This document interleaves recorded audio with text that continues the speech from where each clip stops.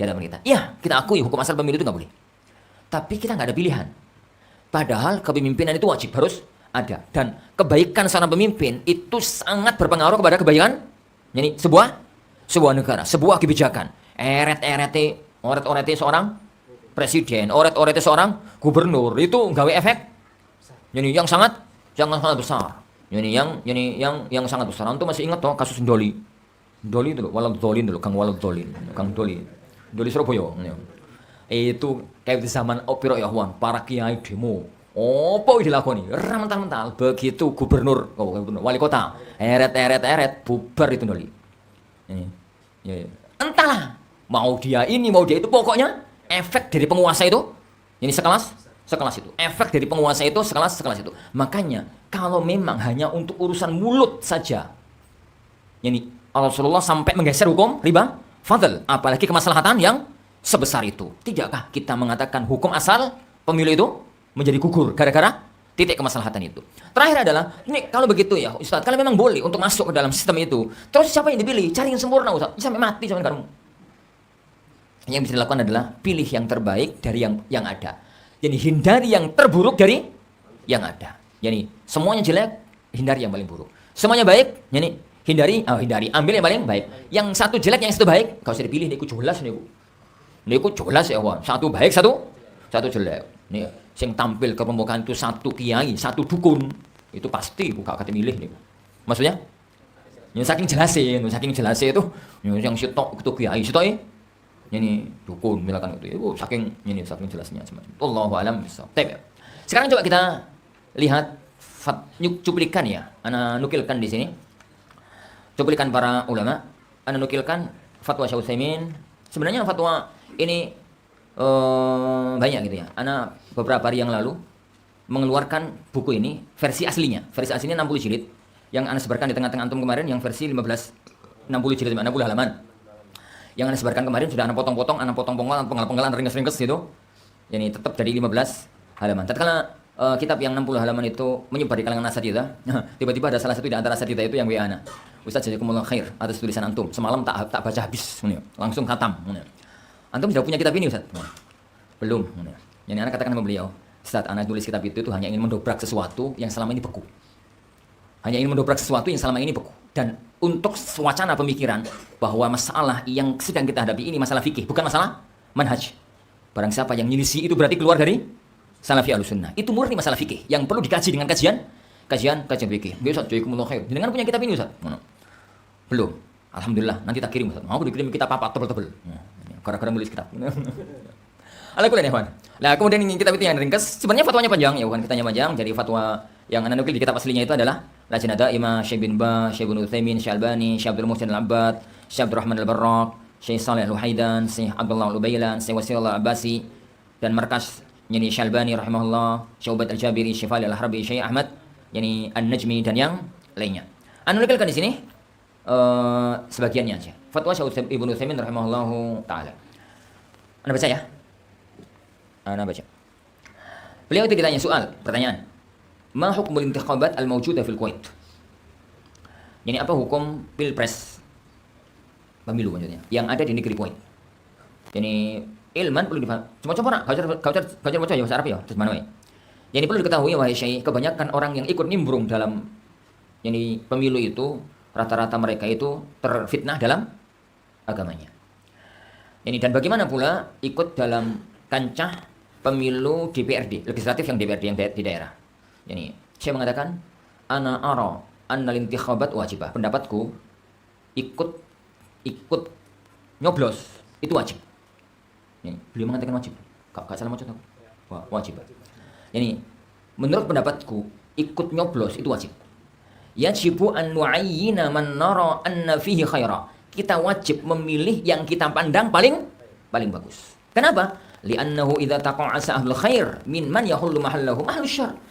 Jadi kenapa? Kalau semua orang baik itu kemudian enggak ikut-ikutan milih. Terus yang milih sapa? Yo karep wong sing jelek kata beliau. Ini soal zaman beliau. Au annas as-salbiyun alladzina laisa indahum la khair wala syarr. Atau orang-orang yang salbiyun itu orang-orang yang enggak punya kepedulian. Mau jelek mau baik ya, mau enggak peduli pada jelek maupun yang baik. Itu yang diucapkan oleh oleh beliau Syekh Ibnu Utsaimin rahimahullahu taala. Yani Syekh Ibnu Utsaimin rahimahullahu taala. Nah, pada tanazani Alaikum, jangan. Baik, tinggalkan fatwanya sahabat panjang. Tahu sampai jam 10. Halaman 9. Fatwa dari para masyayikh, para ulama di markas Imam Al-Albani rahimahullah. Fatwa dari murid-muridnya Syalbani mensikapi Pilpres Irak pasca runtuhnya Saddam Hussein. Ini fatwa dari para masyayikh yang ditandatangani oleh para masyayikh Syekh Musa Al-Nasr, Syekh Basim Jawabirah, Syekh Masyhur Hasan Salman, Syekh Ali Hasan Al-Halabi, Syekh Husain Al-Lawaiyah, Syekh Ziyad Al-Abadi. Jadi berkaitan dengan fatwa negeri Irak. Ini berkaitan dengan fatwa negeri Irak yang akan datang. Maksudnya tatkala fatwa ini dikeluarkan, Pilpres belum, mau sebulan lagi gitulah fatwa ini keluar. Sebulan lagi, ya persis kayak gini lah. 3 pekan lagi, saya ngaji. Nah ini fatwa keluar beberapa hari waktu kemudian itu akan terjadi Pilpres di Irak pada waktu itu. Pasca runtuhnya Saddam. Jadi ini sudah pemilu kedua. Pemilu kedua. Jadi pemilu pertama itu muncul adalah orang Syiah dan orang Sunni. Sunni dalam arti pokoknya gak Syiah, gitu ya. Pada waktu itu orang-orang Ahlussunnah rata-rata gak usah melok golput kok AB. Kenapa? Fatwa umum pada waktu itu. Oh. Jadi gak usah nyoblos karena itu bukan sistem syar'i. Akhirnya sing menang Syiah. Lebur Ahlussunnah. Jadi selama masa pemerintahannya. Pilpres berikutnya para ulama menyadari fatwa mereka salah. Jadi para ulama menyadari fatwa yang sebelumnya itu jadi efeknya terlalu buruk untuk umat. Lah, kemudian akhirnya jadi mereka para ulama kita berfatwa dengan fatwa yang ada di hadapan kita. Anda baca secara lengkap. Beliau mengatakan amma ba'd. Alhamdulillah wassalatu wassalamu ala Rasulillah wa ala alihi wa sahbihi wa man wala amma ba'd. Banyak pertanyaan yang datang kepada kami di markas Imam Al-Albani. Markas Imam Al-Albani itu satu yayasan yang mengumpulkan murid-muridnya Syalbani. Tentang hukum syar'i berkaitan dengan keikutsertaan dalam pemilu Irak.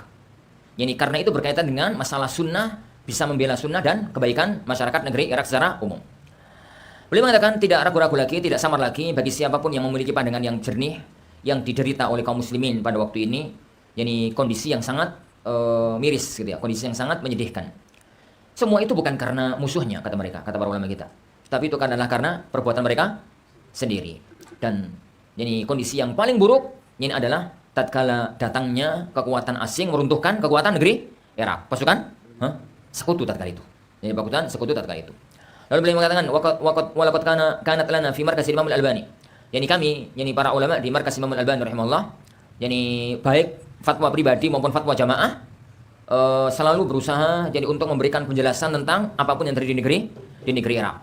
Dulu pada waktu pemilu tahun 2005 terjadi idhaf itu kelemahan peran Ahlus Sunnah di Irak karena hasil pemilu tahun 2005. Hasil pemilu tahun 2005 itu terjadi kekalahan karena pada waktu itu Ahlus Sunnah itu semuanya kamili golput gitu ya, semuanya golput sehingga yang menang orang-orang Syiah, sehingga selama waktu 5 tahun terjadi kekacauan di negeri itu.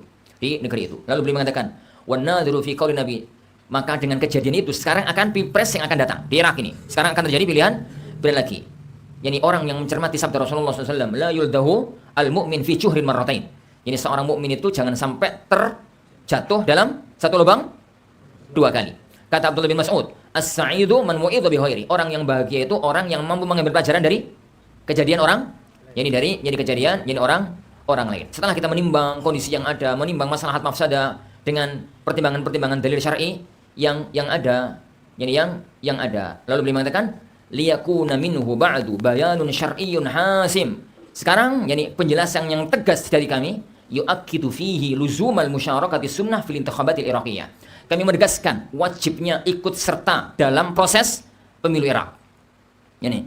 Beliau mereka fatwanya persis dengan fatwanya Syekh Utsaimin. Mereka mengatakan dengan bahasa yu'akkidu fihi luzum musyarakati sunnah fil intikhabatil iraqiyah al-qadimah. Pemimpin masa depan semua Ahlus Sunnah wajib untuk ikut serta dalam pemilihan. Ikut serta dalam pemilihan yang dengan itu kita harapkan nanti mendapatkan hasil yang bagus. Mendapatkan hasil yang bagus. Meskipun dengan itu beliau tetap mengatakan, meskipun kami nasihatkan kepada para ulama-ulama Irak untuk tidak banyak berkiprah kecimpung dalam dunia politik, tetap berada pada porsinya menjadi pengajar di tengah-tengah umat. Dan kalau kita bicara semacam ini, kita sedang tidak bicara politik. Yang sedang kita bicarakan adalah pandangan syar'i tentang kondisi terbaru, kondisi terkini. Kalau kita misalkan dibahas tentang romantisnya rumah tangga, itu bukan sedang bahas cinta tapi bahas apa? Masalah syar'i tentang rumah tangga. Kita sedang tidak bahas politik, kita sedang tidak berpolitik sekarang. Yang kita bahas sekarang, yang kita lakukan sekarang adalah kajian syar'i yang berkaitan dengan politik terkini yang ada di negeri kita. Baik.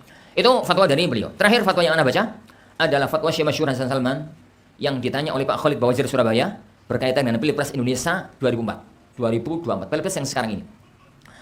Jadi Syekh Masyhur itu ditanya oleh Pak Khalid Bawazir Surabaya sama ditanya oleh Syekh Ziyad Al-Abadi tentang kondisi Pilpres Indonesia. Apa jawaban Syekh Masyhur rahimahullah hafizahullah taala? Beliau mengatakan, "Marhaban bi akhina Al-Habib Syekh Ziyad." Yani ahlan wa sahlan, selamat ketemu yani saudara kami Syekh Ziyad. Wa akhina al-fadil Abu Ahmad Syekh Khalid, dan juga saudara kami yang mulia Abu Ahmad Syekh Khalid Bawazir maksudnya ini. Wa tahiyyati li ikhwanina jami'an fi Indonesia, dan yani penghormatanku kepada semua saudaraku di negeri Indonesia. Ini ucapannya Syekh Masyhur. Beliau mengatakan, "Masyayikhuna allamuna an nantakhib wa nakhtar al-aslahul mawjud." Para ulama kita mengajarkan kepada kita untuk kita pilih, untuk kita ikut milih. Milih yang paling bagus dari yang ada, aslahul mawjud. Walau kana hadzal aslah wa khairul mawjud. Meskipun yang terbaik itu yang paling baik dari yang ada. Meskipun semuanya jelek, tapi itu yang paling baik ya tetap pilihan gitu maksudnya itu. Tetap pilihan. Yani lakin, tapi di sini kata beliau, ana perlu sampaikan satu masalah. Perlu saya peringatkan satu masalah. Kita enggak menetapkan si fulan ya, kata beliau. Inna la nu'ayyinu ahada. Kita tidak menetapkan si fulan. Tapi kita beribadah kepada Allah dengan apa ya? Keyakinan kita masing-masing. Lalu beliau menggambarkan. Contoh, kata beliau, contoh. Seandainya saya di Indonesia, ana masalah di Indonesia. Saya di Indonesia. Akhun Abu Ahmad, Pak Khalid Bawazir ada di Indonesia. Kita sama-sama di Indonesia. Ini contoh gambaran Syekh Masyhur. Anggaplah saya orang Indonesia, yani Syekh Abu Ahmad orang Indonesia. Aku milih Sahson. Wa anta takhtaru Sahson. Saya milih nomor 4. Kamu milih nomor 5.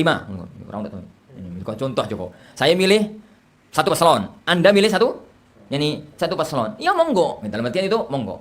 Yani tidak boleh di antara kita untuk memaksakan orang lain memilih pilihan, memilih pilihan kita. Yang boleh, walakin lahu an yubayyin. Yang boleh itu sampeyan milih ini jelas napo kok milih. Maksa orang nggak boleh. Tapi menjelaskan, aku milih ini karena ini. Maka silahkan kalau semacam itu. Jadi seorang alim menentukan, aku pilihanku nomor 4. Nomor 4, nomor 7 misalkan ngono ya. Alasanku karena pitu itu obat sakit kepala. Ngono ya misalkan ngono ya.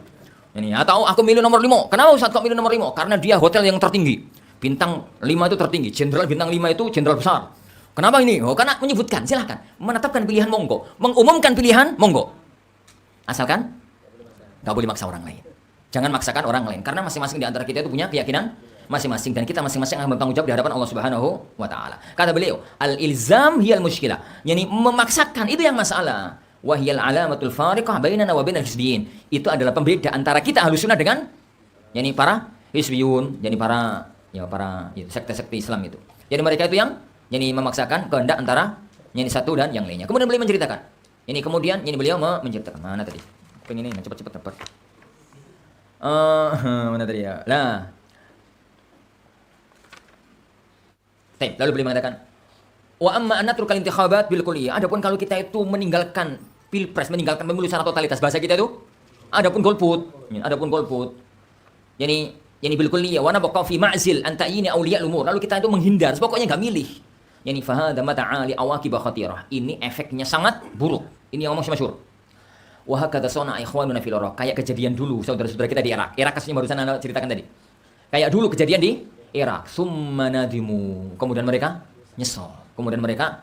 Ba'da dzalika, setelah peristiwa itu, nadaman syadida. Jadi sangat menyesal. Wa katabna nahnu fi markazil Imam Al-Albani. Kemudian kami memberikan fatwa dari markas Imam Al-Albani rahimahullah supaya penduduk Irak, teman-teman di Irak itu semuanya memilih dan jangan sampai boikot pemilu. Dalam artian jangan sampai golput. Pilihlah yang al-ahsan. Pilihlah yang terbaik, dan fatwa kita itu ditandatangani oleh para masyayikh kami di Jordania. Ini lihat ya, fatwa Syekh Utsaimin, fatwa masyayikh Jordan, fatwa Syekh Masyhur yang langsung berkaitan dengan kondisi negeri kita. Itu anak kita mewakili dari fatwa para ulama-ulama kita yang ada. Fatwa dari para ulama-ulama kita yang ada. Masalah terakhir ya, kalau memang hukumnya adalah semacam itu, bahwasanya hukum asalnya memang enggak boleh. Tapi karena maslahat umat itu kita katakan boleh demi sebuah kemaslahatan dan memilih yang terbaik dari yang ada atau menghindar yang terburuk dari yang ada. Sekarang bagaimana cara kita menimbang? Bagaimana cara kita itu memilih gitu ya. Bagaimana cara kita itu memilih? Makanya Anda katakan di sini, Setelah penjelasan di atas, maka nampaklah bagi kita bahwasanya ikut serta dalam proses pemilu itu mempunyai cara pandang syar'i yang kokoh. Dan itu difatwakan oleh banyak para ulama. Meskipun saya harus menghormati kalau memang masih ada yang ngeyel, golput. Ya mau nggak mau dipaksa. Tetap anak tetap menghormati barang siapa yang masih ngeyel untuk golput. Tapi pendapat untuk golput dalam masalah ini sebenarnya itu agak aneh gitu loh. Mempertahankan pendapat dalam sekelas kondisi yang ada di Indonesia sekarang. Sekarang ini. Sekarang patokannya itu apa? Patokan itu ada dua. Ada patokan wajib, ada patokan pilihan. Patokan wajib itu adalah syarat sah pemimpin muslim, syarat sah seorang pemimpin negeri. Dan itu muslim, sudah mukallaf, balik berakal, laki-laki, kemudian merdeka. Dia. Untuk yang syarat ini semuanya terpenuhi insyaallah, tiga-tiganya. Tiga-tiganya kan muslim. Sudah balik toh? Masa terus balik, tiga-tiganya sudah balik. Tiga-tiganya berakal. Tiga-tiganya laki-laki. Orang sing mandi toh? Tiga-tiganya laki-laki. Tiga-tiganya merdeka, orang sing budak, orang sing budak. Jadi secara standar wajib semuanya sah. Ini semuanya sah. Tinggal sekarang patokannya adalah dari mereka yang terbaik atau dari mereka yang paling buruk. Yang paling buruk. Maka ikhwan fillah Allah yakum. Ini sensitif ini ngomong. Serawu tapi. Ini aku gak bahas politik kok. Aku hanya bahas syar'i. Jika dalam imamatus sughra itu Rasulullah ngasih kriteria pilihan. Ya ummul qauma aqra'uhum li kitabillah. Gitu toh. Untuk jadi imam sholat aja ono standari yang paling bagus bacaannya. Ini bacaannya podo, maka paling alim dalam sunnah Rasulullah. Kealimannya podo, gitu ya. Yang paling dulu hijrahnya podo. Ini yang paling apa? Yang paling tua. Yang paling tua. Tua ini podo. Ini apa? Oh ya, yang paling dahulu masuk Islamnya. Masuk Islamnya bareng yang paling tua. Tua ini podo. Sud toh akhirnya sud. Jadi kan. Ala boleh. Maka jika imamatul sughra itu kriteria yang seketat itu, apa namanya? Imamatul kubra. Imamatul kubra. Kalau kita kumpulkan imamatul kubra ya, Wan, kita akan mendapatkan kriteria-kriteria yang sangat gamblang. Yang pertama ya, Wan, kriteria yang pokok adalah ayyakuna mu'minan taqiyya. Yang paling mukmin, yang paling takwa. Yang paling mukmin, yang paling takwa. Kenapa? Nih orang mukmin kan rawleh. Tapi kan tingkat keimanan dan tingkat ketakwaan itu beda-beda. Kenapa kita harus bahas ini para ikhwah? Karena kepemimpinan itu butuh taufik dari Allah Subhanahu wa taala. Butuh dukungan dari Allah Subhanahu wa taala. Mungkin ngurusi pondok sing santine kayak 2600 sik mumet kok. Apa meneh ngurusi umat se-Indonesia dari ujung Sabang sampai Merauke sing ratusan juta ya tambah mumet tanpa pertolongan dari Allah. Itu akan mustahil mampu menjalankan. Dan pertolongan itu Allah berikan kepada orang yang bertakwa. Wa may yattaqillah yaj'al lahu min amrihi yusra. Barang siapa bertakwa kepada Allah, Allah akan jadikan urusannya gampang. Apa? Tapi Allah gampang yuk gampang. Wa may yattaqillah yaj'al lahu makhraja. Barang siapa yang takwa kepada Allah akan menjadikan jalan keluar. Masalah pelik, orang bertakwa, Allah ngasihkan jalan keluar. Ini gampang bagi Allah Subhanahu wa taala untuk melakukan itu semua. Untuk yang pertama nih ya, kawan, bagaimana kita melihatnya? Lihatlah dari akidahnya, muslim atau kafir. Kalau sama-sama muslim, lihatlah muslim ahlu sunnah atau muslim syiah. Ya itu dulu, gak usah ahlu sunnah yang khusus, ahlu sunnah umum aja. Ini syiah. Sama-sama ahlu sunnah, lihat ibadahnya, lihat tutur katanya, lihat akhlaknya. Karena itu semuanya faktor agama. Lihat kedekatan dia dengan masjid, lihat salat lima waktunya. Itu yang menjadi indikator ketakwaan. Menjadi indikator ketakwaan. Kenapa Bapak Ibu dan azanillahu yakum? Karena itu tanda bahwasanya dia adalah insan yang beriman. Itu yang pertama. Yang kedua,